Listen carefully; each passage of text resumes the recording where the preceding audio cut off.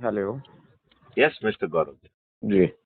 बहुत बहुत ही सूदिंग, और सूदिंग ही नहीं, लग रहा है कि मंजिल मिल जाएगी। यदि हम जो है मछली की आंख पर फोकस करेंगे, बस बाहर बिल्कुल। नहीं देखेंगे, अपने लोगों को ठीक ढंग से ब्रीफ करेंगे और उन्हें सदस्य और चंद्रगुप्ती संकल्प को पूरा करने के लिए प्रेरित करेंगे, तो 9 दिन नहीं 7 दिन में ये महापरिवर्तन हो जाएगा। आप 10 मई को तो वोट देंगे, 13 मई को कर्नाटका में सभी राजनीतिक पार्टियों के सभी राजनेता पराजित होकर एक नई व्यवस्था स्थापित होगी। और जितने भी चाणक्य हैं जो ढेर सारे विषयों पे बहुत सारा काम कर रहे हैं, उनके सभी काम जो है अब जमीन पर उतर जाएंगे।